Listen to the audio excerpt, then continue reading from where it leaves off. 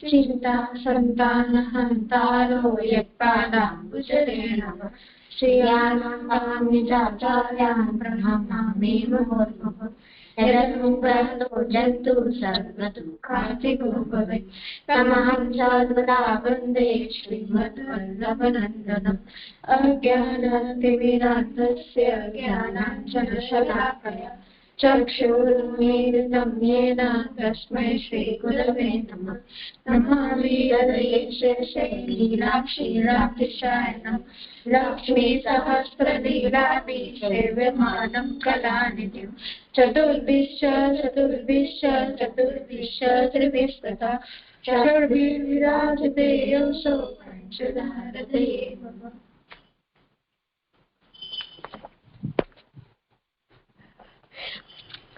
પછી રામદાસજીએ કૃષ્ણદાસજીએ શ્રીનાથજીને ખિડકીમાંથી ગુસાઈજીને દર્શન દેવાની બંધ કરી નાખી. એના પછી રામદાસજી પોતે રાજભોગ પછી જાતા રોજ અને ચરણામૃત દેતા ગુસાઈજીને, અને ગુસાઈજી ત્યારે માલા એક બનાવી એના અંદર એક પત્ર હતો. એ ગુસાઈજીને પધરાવતા પત્ર તો ગુસાઈજી વાંચી એના પાનના પત્તા ઉપર એનો એક જવાબ લખીને રામદાસજીને દેતા કે અને રામદાસજી ગુસાઈજીને દેતા.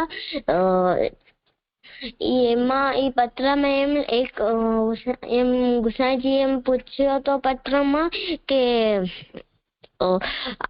આપના ભક્ત આપના વગર અધૂરા છે એમ લખેલો હતો. તો ઠાકોરજી એમના જવાબમાં એમ લખ્યું હતું કે મેઘ એના સમય ઉપર જ વરસે એમ લખ્યું હતું. તો પછી પાછું એક પત્ર ઉપર રામદાસજીને દીધો, શ્રીનાથજીને દીધો. તો એમાં લખેલું હતું કે મેઘ નો ધર્મ છે એના સમય ઉપર વરસે, પણ ચાતક પક્ષી નો બી ધર્મ છે એની આખા વર્ષ વાત જોઈ. ચાતક પક્ષી નો બી ધર્મ છે એટલે એનો સ્વભાવ છે એવો કે વરસાદનું જલ જ પીએ તો એની વાટ જુએ જ ને.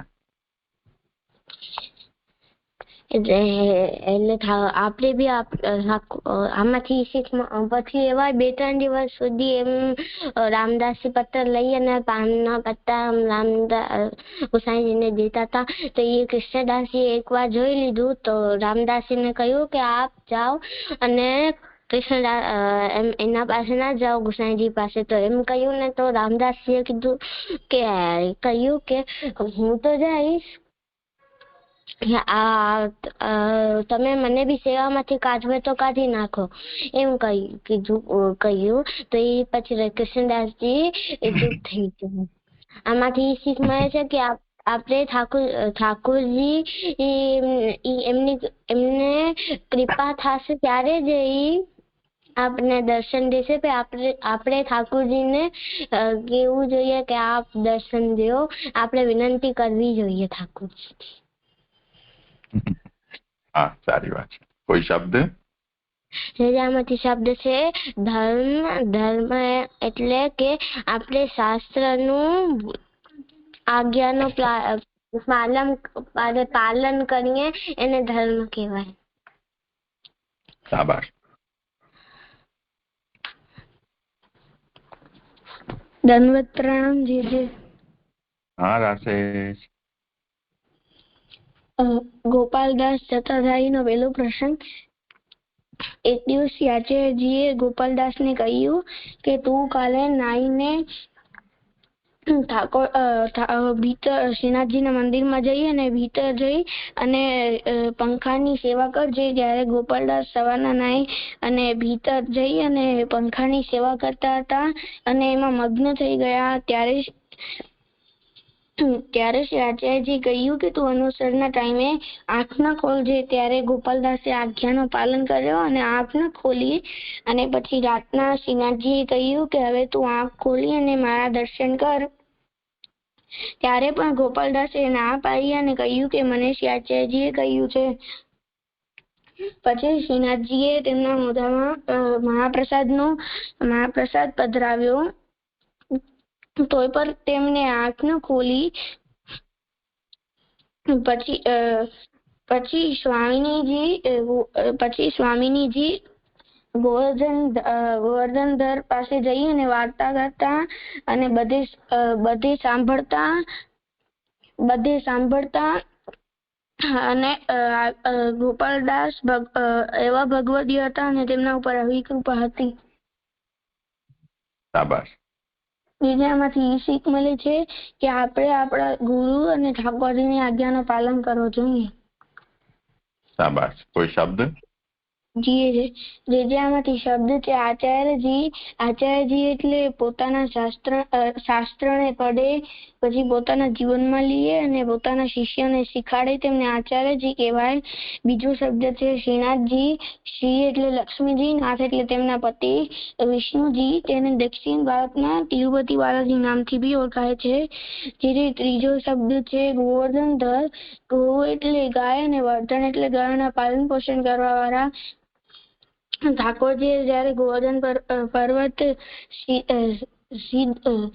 ધારણ કર્યો તો ત્યારથી ઠાકોરજીના નામ ગોવર્ધનધર છે. શાબાશ.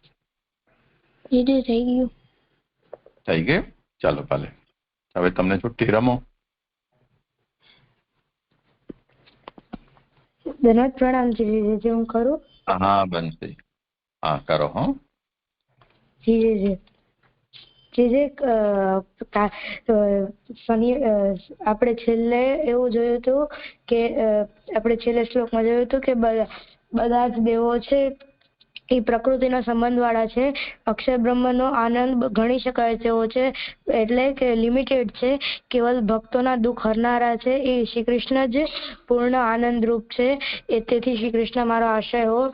એટલે કે લોકમાં ને વેદમાં મનુષ્ય કોનો આશ્રય લેતા હોય છે એવો પ્રશ્ન આપણે જોઈએ આમાં. તો એમાં એવું છે કે મનુષ્યનો આશ્રય તો ન જ લે, કેમ કે બધા જ મનુષ્યની ઉંમર લિમિટેડ હોય છે. એવરેજ 60-70 સુધી હોય છે.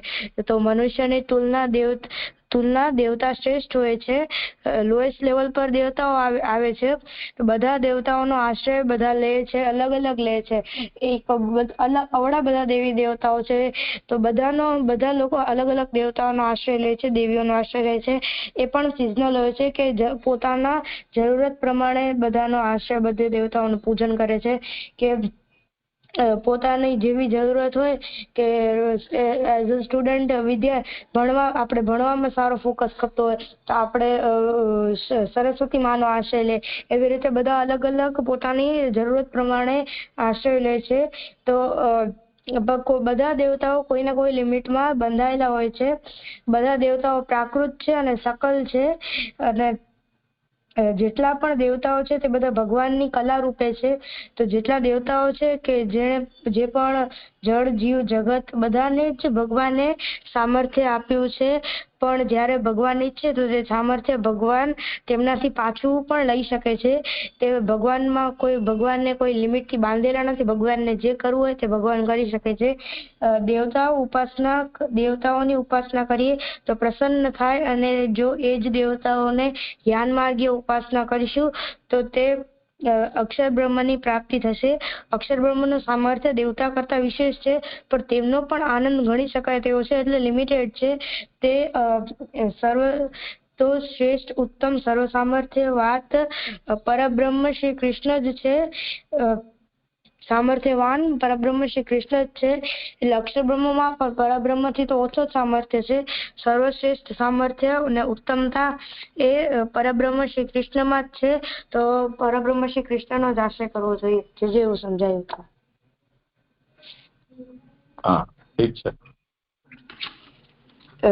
આગળ ભક્તિ માર્ગના વિચારે પણ કૃષ્ણાશ્રયની ફલસાધકતાનું નિરૂપણ વિવેક ધૈર્ય ભક્ત્યાદિ રહિતસ્ય વિશેષતઃ પાપાસક્તસ્ય દીનસ્ય કૃષ્ણ એવ ગતિર્મમ.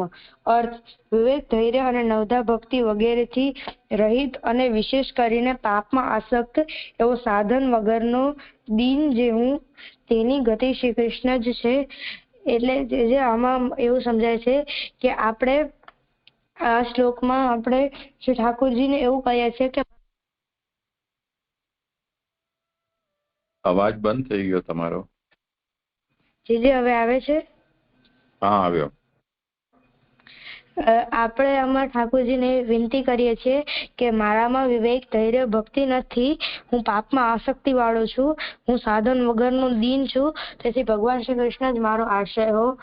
એટલે એમાં આપણે આમાં ઠાકોરજીને વિનંતી કરીએ છીએ કે આપણા પાસે કોઈ સાધન જ નથી ઉદ્ધાર માટેનો, આપણામાં વિવેક પણ નથી, ધૈર્ય પણ નથી અને ઠાકોરજીને કરવા માટે ભક્તિ પણ નથી, કે આપણામાં એટલી ઓજ નથી, સામર્થ્ય જ નથી, કે યોગ્યતા જ નથી કે આપણે ઠાકોરજીને ભક્તિ કરી શકીએ, કે આપણામાં ઠાકોરજીને ભક્તિ જ નથી ને આપણા વિશેષ કરીને આપણે આ લોકમાં છીએ એટલે લોકમાં પાપ ને બધું છે જ, તો આપણું માઇન્ડ ડિસ્ટ્રેક્ટ થઈ જાય છે અને આપણે ક્યારેક ઠાકોરજીથી બહાર નીકળી ઠાકોરજીથી વિરુદ્ધ પાપમાં આસક્તિ થઈ જાય છે. તો એવું કહે છે અહીંયા જીવ કે પાપમાં આસક્તિ વાળો છે ને જીવ પાસે કોઈ જ સાધન નથી પોતાના ઉદ્ધાર માટે કે એનું કાંઈ કલ્યાણ થઈ શકે કે એવું કોઈ જ સાધન નથી જીવ પાસે, એવો એ દીન છે.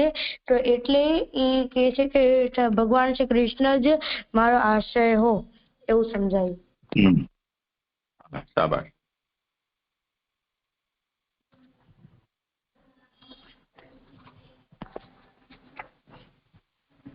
ઓર કોઈને કંઈ કહેવું છે? ભક્તિ જે મને એવું સમજાયું કે અહીંયા પેલા કાલ પછી પેલા લૌકિક પછી વૈદિક, એટલે કે લોક અને વેદમાં જે કાલ, દેશ, દ્રવ્ય, કર્તા, મંત્ર, દ્રવ્ય અને કર્મના વડે પણ આપણે ઠાકોરજીનો એટલે કે એના પર આપણે ઉદ્ધાર થઈ શકે એમ નથી, તો શ્રી કૃષ્ણનો જ આશ્રય કરવો જોઈએ, એ જ આપણા માટે ફળદાયી છે. અને એના પછી આગળ કર્મ અને જ્ઞાન ઉપાસના માર્ગ દ્વારા પણ આપણે એવું જ જોયું કે એમાં પણ એવું કંઈ છે નહીં કે આપણે ઉદ્ધાર થઈ શકે, એટલે ઠાકોરજીનો આશ્રય કરવો જોઈએ. ને ભક્તિ માર્ગના વિચારે પણ એવું જ અહીંયા કહે છે કે ભક્તિ માર્ગમાં બી એમ જ કહે છે કે જે જીવ છે હમણાંના જીવો કે જે એમનામાં જે હમણાંના જીવો છે એનામાં તો જે વિવેક છે એ પણ નથી રહી શકતો, ધૈર્ય પણ નથી રહી શકતો, કેમ કે આગળ વિવેક ધૈર્ય આશ્રયમાં જોયું કે વિવેક એટલે ઠાકોરજીમાં આશ્રય કરવો, ઠાકોરજીમાં આશ્રય કર્યો પણ એના આગળ એટલે ઠાકોરજી બધું પોતાની ઈચ્છાથી કરશે એવું વિવેક છે. ધૈર્ય એટલે કે આપણે ત્રિદુઃખ સહન કરવા, આધિદૈવિક, આધ્યાત્મિક ને આધિભૌતિક આ ત્રણેય દુઃખ સહન કરવા, તો એ તો બહુ એકદમ મુશ્કેલ થઈ જાય છે ધૈર્યને સહન કરવા માટે. તો એવી રીતે વિવેક અને ધૈર્ય નથી રહેતા જીવમાં, તો પછી એને આશ્રય જ કરવું જોઈએ. ને નવધા ભક્તિ છે એ પણ અગર જીવથી નહીં થતી હોય, જેમ ભક્તિવાદીના અધિકારીમાં જોયો કે 5 અધિકારી જોયા, એનામાં બીજો અધિકારી છે એ જ સેવા, બીજો અને ચોથો, પણ ચોથો તો ખાલી પરિચર્યા કરે છે, બીજો અધિકારી છે એ સેવા કરે છે, બાકી તો અને જે 5મો અધિકારી છે એ સેવા બી નથી કરતો, ખાલી કથા શ્રવણ આદિ કરે છે. તો એવા જીવોને ઠાકોરજીનો આશ્રય રાખવો જોઈએ. એટલે એમ તો 5 અધિકારીને ઠાકોરજીનો આશ્રય રાખવો જોઈએ, પણ અહીંયા જે જીવ માટે કહે છે મતલબ કાંઈ પણ નથી રહી શકતું એનામાં, એકદમ એમનો દ્રઢ વિશ્વાસ નથી ઠાકોરજીમાં હમણાં, તો એવા જીવો માટે અહીંયા વાત કહી છે, જે મને એવું સમજાયું. અચ્છા, જે મને એવું સમજાણું કે આના પહેલાના બધા શ્લોકમાં આપણે જોયું કે જ્ઞાન માર્ગ, ઉપાસના માર્ગ, કર્મ માર્ગ એ બધાની દ્રષ્ટિએ કૃષ્ણનો આશ્રય કરવાનો જ સૌથી શ્રેષ્ઠ છે. અને આ શ્લોકમાં આપણે એમ જોયું કે ભક્તિ માર્ગના વિચારે પણ કૃષ્ણાશ્રયની ફળ સાધકતા છે. એટલે કે આપણામાં વિવેક, ધૈર્ય અને ભક્તિ એ બધું આપણામાં નથી. આપણામાં એટલું સામર્થ્ય નથી કે આપણે પ્રભુની ભક્તિ કરી શકીએ. તો આપણે પાપમાં આસક્ત છીએ. તો આપણે ભગવાનને વિનંતી કરીએ છીએ કે શ્રી કૃષ્ણ જ મારી ગતિ થાવ એમ.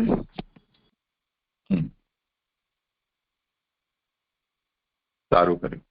હવે જો આમાં ધ્યાનથી એ સમજવું છે કે શ્રી મહાપ્રભુજી આરંભથી કૃષ્ણાશ્રય ગ્રંથમાં કાલ, દેશ, દ્રવ્ય, કર્તા, મંત્ર, કર્મ, એના પછી કર્મ માર્ગ, આ બધાની વિફલતા બતાવી અને કૃષ્ણ એવ ગતિર્મમ આજ્ઞા કરી રહ્યા છે.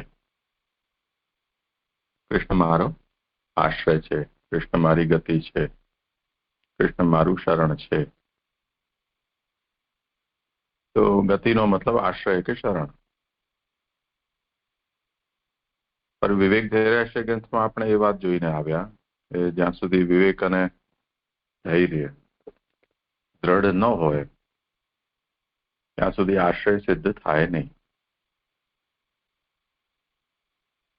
તો કોઈ વ્યક્તિ અથવા શ્રી મહાપ્રભુજી જે આ બોલી રહ્યો છે એને પૂછે કે તું કૃષ્ણ એવો ગતિર્મમ બોલી રહ્યો છે, પણ તારામાં શું વિવેક અને ધૈર્ય છે કે કૃષ્ણ તારી ગતિ બને?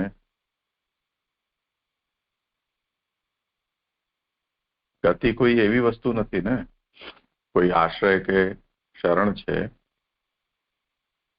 જેમ ઘર છે એ આપણું આશ્રય સ્થાન છે. ઘરને આપણે શરણ કહીએ, આ મારું શરણ છે.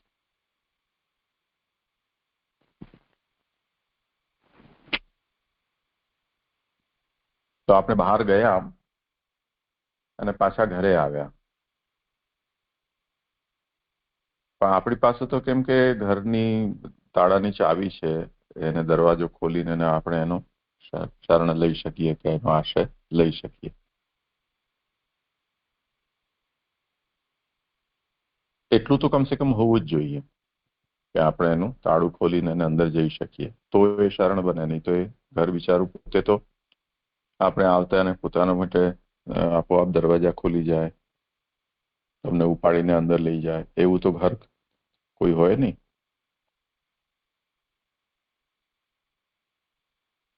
એ જ વસ્તુ છે અહીં પણ સમજવાની છે કે માન ન માન મેં તેરા મહેમાન એમ કરીને આપણે કૃષ્ણ એવો ગતિર્મમ, કૃષ્ણ એવો ગતિર્મમ એટલે કાલ વિફલ છે તો કૃષ્ણ એવો ગતિર્મમ, દેશ વિફલ છે તો કૃષ્ણ એવો ગતિર્મમ, દ્રવ્ય કરતા કર્મ વિફલ છે તો કૃષ્ણ એવો ગતિર્મમ, કર્મ માર્ગ વિફલ છે તો કૃષ્ણ એવો ગતિર્મમ. તો કૃષ્ણને તો પૂછો, તમે તો એને ગતિ માની લીધી, પણ એણે તમને માન્યા કે નહીં, સ્વીકાર્યા છે કે નહીં? તો શ્રી કૃષ્ણ છે એ આપણને આશ્રય આપે, એના માટે આશ્રય આપનારની શું જરૂરિયાત છે, એની શું અપેક્ષા છે?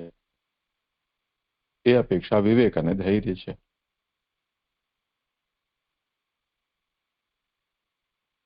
આવનાર વ્યક્તિમાં વિવેક હોય એટલે આશ્રય લેવા જે આવે છે એ વિવેકી હોય, એ ધીરજવાળો હોય, તો એ આશ્રય આપે. ઉદાહરણ આપણે લઈએ લૌકિક. આપણને કોઈ વસ્તુની જરૂર છે ને કોઈ દુકાન ઉપર ગયા, ત્યાં ભીડ લાગેલી છે લાંબી. આપણે ઊંચા નીચા થઈએ, આગળ પાછળ થઈએ. જ્યાં સુધી આગળવાળો ખસકે નહીં ત્યાં સુધી આપણો વારો ના આવે તો આપણને વસ્તુ મળે કેવી રીતે? દુકાનદાર પણ આપણને કેવી રીતે આપી શકે? હવે જો આપણામાં એટલી ધીરજ નથી ને આપણે એમ વિચારીએ કે તો પછી આપણે અહીંયા બહુ ગર્દી છે તો બીજી જગ્યાએ ચાલ્યા જઈએ. તો તમે જેના શરણે ગયા હતા કે જેનો આશ્રય લીધો એને તમે છોડી અને બીજે ચાલ્યા ગયા. તમારામાં ધીરજ ન હતી એટલે.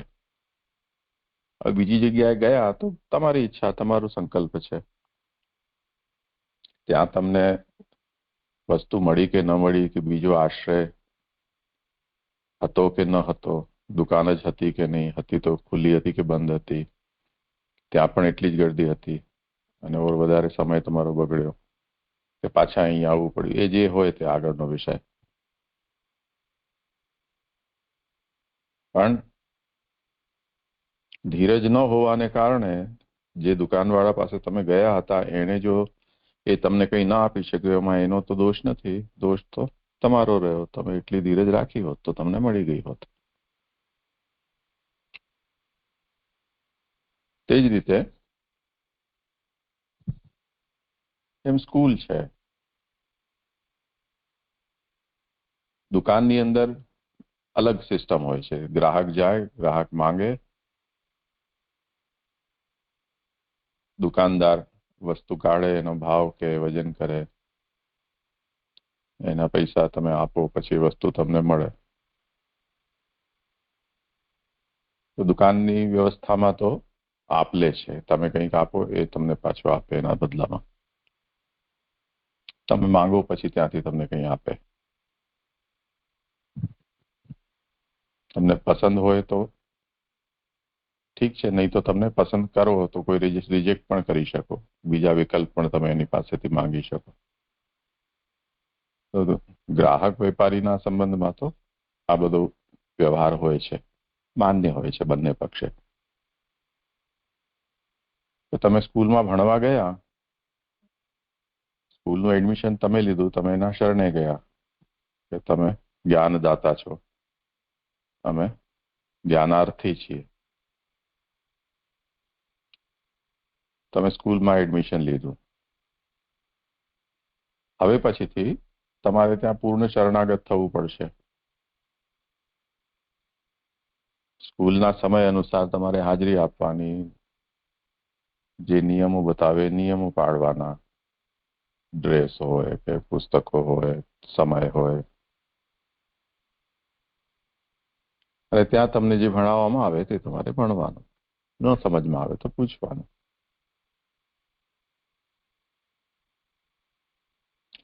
ત્યાં જો તમે કોઈ પણ પ્રકારનો અવિવેક કરો, એટલે તમે કોઈ એમ વિચારો કે આ ટીચર અમને ન ભણાવે પણ આ ટીચર ભણાવે,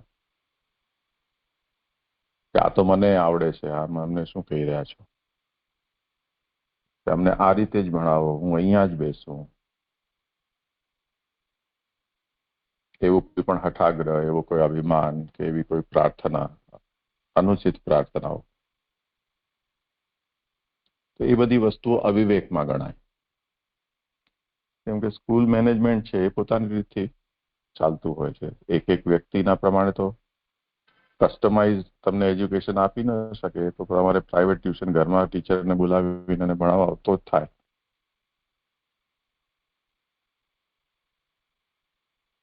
તો તમે આશ્રય લીધો, પણ જો વિવેક તમારો ત્યાં નથી,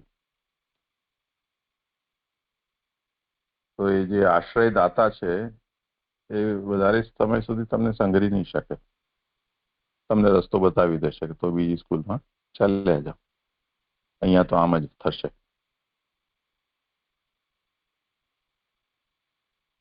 તો અહીંયા એ પૂછવામાં આવી રહ્યું છે કે તમે દેશકાલ દ્રવ્ય કરતા મંત્ર કર્મ બધું વિફલ થઈ ગયું છે, તો હે કૃષ્ણ આપ જ મારી ગતિ છો. એવું આપણે શ્રી કૃષ્ણને કહી રહ્યા છીએ અને શ્રી કૃષ્ણના ચરણમાં માન ન માન મેં તેરા મહેમાન કરીને પહોંચી ગયા બિસ્તરા પોટલા લઈને. પણ કૃષ્ણની અપેક્ષા શું છે? કૃષ્ણ પાસે એ તૈયારી છે કે તમને સંગ્રહ, આશ્રય આપે, શરણ આપે. તો જે નિયમ છે તે પ્રમાણે જો કહીએ તો વિવેક અને ધૈર્ય હોય તો આશ્રય સિદ્ધ થાય. આપણે તો પહોંચી ગયા. આપણે કેવી રીતે પહોંચ્યા? પહેલા બધી જગ્યાએ ડોરબેલ વગાડતા આવ્યા, બધી જગ્યાએ આપણે ભટકતા આવ્યા, ક્યાંય કોઈએ આપણે સંગ્રહ્યા નહીં, તો પછી હવે કૃષ્ણ એવ ગતિર્મમ એમ કરીને શ્રી કૃષ્ણ પાસે પહોંચ્યા. તો તૈયારી તો કઈ હતી નહીં આપણી પાસે, એટલે વિવેક અને ધૈર્યને સાધવાના આપણે ક્યારે પ્રયત્ન કર્યો જ નથી. તો શ્રી કૃષ્ણ કેવી રીતે આપણો આશ્રય બને, કે શ્રી કૃષ્ણ કઈ રીતે આપણું શરણ બને, એવો પ્રશ્ન થાય ને. પણ હવે જયારે બીજો કોઈ રસ્તો જ નથી અને સહાય થઈને આપણે પહોંચી ગયા, યોગ્યતા નથી તેમ છતાં પણ પહોંચી ગયા, પણ જો હવે આપણો એટલો સંકલ્પ હોય કે હવે બીજે ક્યાંય આપણે જવું નથી, બીજો દરવાજો કોઈ ખટખટાવવો નથી, તો કમસે કમ પોતાનું જે આત્મનિવેદન છે, એટલે આપણે જેવા છીએ એવા, એ પ્રભુને જણાવી દેવું જોઈએ કે વાત સાચી છે, વિવેક અને ધૈર્ય હોવું જોઈએ, પરંતુ વિવેક ધૈર્ય ભક્ત્યાદિ રહિતસ્ય વિશેષતઃ પાપાસક્તસ્ય. આત્માત્મામાં નથી જ વિવેક ધૈર્ય ભક્તિ. ભક્તિનો મતલબ અહીંયા આશ્રય સમજવાનો, અને એ ઉપરાંત ન કરવાના કામ પણ હું કરું છું, દુષ્ટ કર્મ પણ કરું છું, એટલે પાપાસક્ત છું, પરંતુ દીન છું.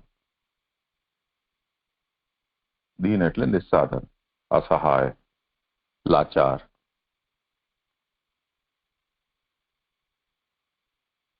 તો હવે આપ મને આશ્રય આપો, આપ મારું શરણ બનો.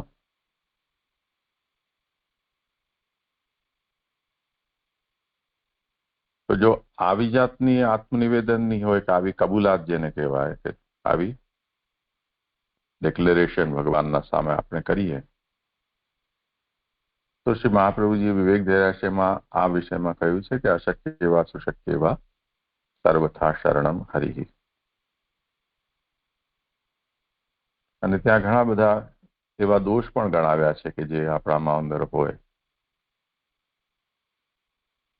એવા હોય તેમ છતાં પણ કૃષ્ણ જ મારો આશ્રય છે. કેમ કે એમાં બે વાત છે. એક તો શ્રી કૃષ્ણનો એવો દયાલુ સ્વભાવ છે, પરમ કરુણાવાન છે, એટલે જો કપટ રહિત આપણે ભગવાનનું શરણ સ્વીકારીએ તો ભગવાન આશ્રય આપે છે. જરાક પણ વાણિયા બુદ્ધિ હોય, કપટ બુદ્ધિ હોય, એટલે 99% પરફેક્ટ હોય, 1% પણ જો કપટ હશે તો નહીં સ્વીકાર કરે. બીજી વસ્તુ એ છે કે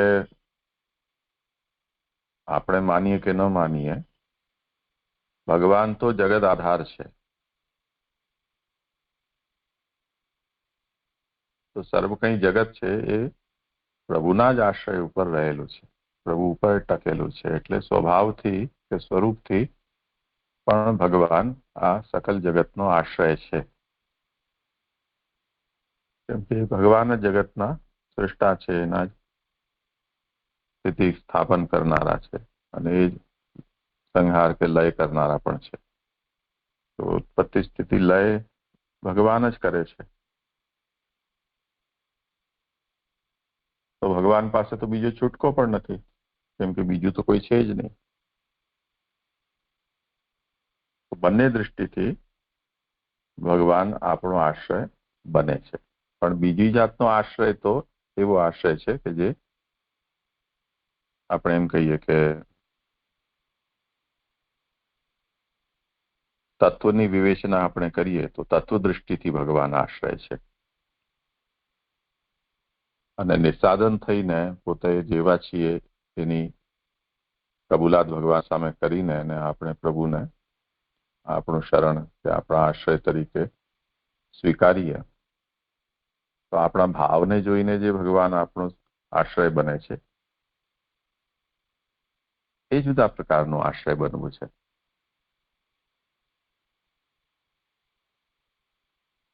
તો અહીંયા શ્રી મહાપ્રભુજી હવે એ કક્ષા ઉપર વાત કરી રહ્યા છે. એમાં જો પ્રભુ સર્વ જગતના આશ્રય છે, એ આશ્રય રૂપતા ભગવાનની જો આપણે અનુભવીએ, સ્વીકારીએ અને આપણે પ્રભુના શરણે જઈએ તો એ ઉત્તમ ભાવના છે. અને બીજા બધા રસ્તાઓ બંધ થઈ ગયા છે, હવે કોઈ બચ્યું નથી, તેથી શ્રી કૃષ્ણનો આશ્રય લઈએ, એ ઉત્તમ ભાવના નથી. ભગવાન ના તો ન પાડી શકે કોઈને, પરંતુ કોઈ બહુ પાછળ પડી જાય, આપણા અનુચિત વસ્તુ માંગે, વધુ પડતું માંગે, યોગ્યતા ન હોય તેમ છતાં પણ કોઈ વસ્તુની જીદ કરે, આપણને આપવી પડે તો આપણે આપીએ, પણ અપ્રસન્નતાથી આપીએ. એ આપવું અલગ પ્રકારનું આપવું છે. અને વ્યક્તિની સચ્ચાઈ, નિખાલસતા, સરળતા, નિસ્સાદનતા, આને જોઈને આપણે આપણા હૃદયના ઉમળકાથી, પ્રેમથી, કૃપા પૂર્ણ થઈને આપણે આપીએ, એ બીજી પ્રકારનું આપવું છે.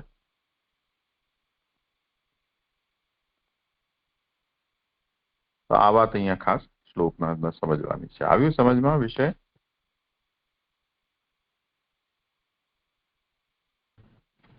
જે એવું સમજાયું કે આપણે અહીંયા એવું સમજાયું કે આપણે એમ નથી લેવાનું કે આ બધા રસ્તા બંધ થઈ ગયા છે. કાલ, દેશ, દ્રવ્ય, કર્મ અને જ્ઞાન ઉપાસનાના બધા જ રાસ્તો બંધ થઈ ગયા છે, તો આપણે ઠાકોરજીનો આશ્રય કરી દઈએ, એમ નથી લેવાનો. આપણે ઠાકોરજી જ પહેલાથી સર્વ આ બધાનો આશ્રય મૂકીએ, એટલે આ બધાનો અન્ય આશ્રય આપણે લાગે છે, એટલે આપણે એનો આશ્રય મૂકીને ઠાકોરજીમાં આશ્રય કરવો જોઈએ. એટલે આ ઠાકોરજી સર્વશ્રેષ્ઠ છે, અને એને જ આપણે, અને એ જ યોગ્ય છે, આપણા આશ્રયના યોગ્ય એ જ છે. અને આપણે એમને દીનતાથી ઠાકોરજી પાસે જઈએ તો આપણે ઠાકોરજી આમ સ્વીકાર કરે ને. અને આગળ તો અને વિવેક ધૈર્ય આશ્રયમાં એ આશ્રય બતાવ્યું કે જે કે વિવેક અને ધૈર્ય રાખીને એને આશ્રય કરે છે, ને બધાના સાધન એના પાસે છે, અને એનાથી દોષને બધા ગણાવીને કે અવાવા દોષ છે ને, અશક્ય એવા સર્વથા શરણમ હરિ. તો કોઈ પણ પરિસ્થિતિમાં ઠાકોરજીનો આશ્રય કરવો જોઈએ. એક પ્રકારનો એ આશ્રય છે. ને અહીંયા આશ્રય બતાવે છે એ છે કે ભાવનાનો, કે આપણે ઠાકોરજીને એમ કહીએ છીએ કે મારામાં વિવેક, ધૈર્ય ને આશ્રય ત્રણેય નથી, અને એનાથી એક્સ્ટ્રા મારામાં દોષ પણ છે કે હું પાપમાં આસક્ત વાળો છું, ને પર મારામાં દીનતા છે. એ બધું કબૂલ કરે, બધું આમ માની લે છે કે હું બધું એવો છું, પર મને આપની શરણમાં આવું છે, એમ દીનતા કરે છે, તો ઠાકોરજી એને શરણે લે છે. જે મને એવું સમજાયું. મારામાં દીનતા છે એની જગ્યાએ હું દીન છું એવું કહેવું વધારે સારું.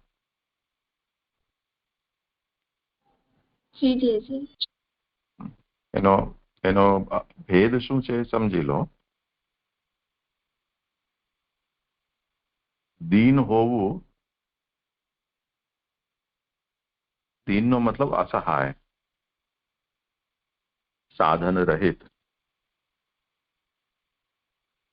અને જે સાધન રહિત હોય એના અંદર એક જાતની મનોભાવ જાગે છે.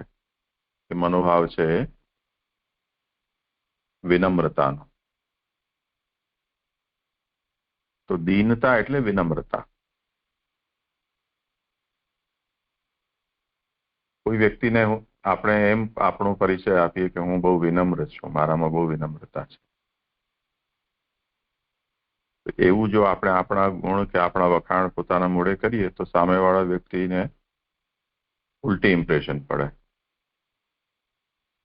કે મારામાં વિનમ્રતા છે એવું કહી રહ્યો છે, મતલબ એ અભિમાની છે કે ઢોંગી છે. કેમ કે જે વિનમ્ર હોય ક્યારેય પોતાના મોઢેથી પોતાના આવા વખાણ કરે જ નહીં. પણ વિનમ્રતા જે કારણોથી આવે છે એનું આપણે વર્ણન કરી શકીએ. જેમ આપણી પાસેથી કોઈ યાચકો ભિક્ષુકો કંઈ માંગવા આવતા હોય, એ લોકો એમ ક્યારે ન કહે કે હું બહુ વિનમ્ર છું. એ શું કહે છે, આટલા દિવસથી મેં ખાધું નથી, પહેરવાના મારા કપડાં નથી, પરિવાર બધા ભૂખ્યા છે, રહેવા માટે ઘર નથી, કોઈ નોકરી ધંધો નથી, આવી આવી બીમારી છે, હોસ્પિટલનું બિલ ચૂકવાતું નથી, આવું બધું એ કહે. તો આ જે વર્ણન છે એ વર્ણનથી સાંભળે વ્યક્તિને શું એના મન ઉપર પ્રભાવ પડે કે આ વ્યક્તિ ખૂબ જ નિસ્સાધર છે, ગરીબ છે, તકલીફમાં છે. અને એ જે આ વર્ણન કરી રહ્યો છે એનાથી એની જે નિસ્સાધનતા આપણને સમજાય, તો જે સાધન આપણે આપી શકતા હોઈએ આપવાનો પ્રયત્ન કરીએ.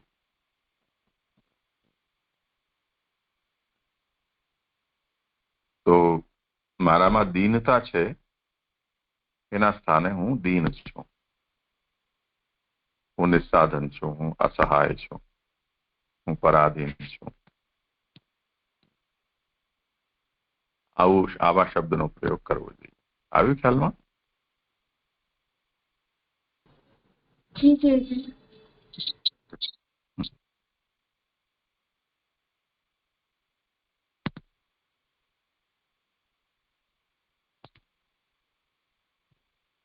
ઓર કોઈને કંઈ કહેવું છે આ વિષયમાં?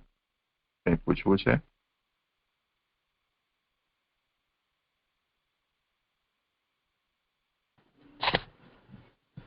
ના જી. સારું સારું,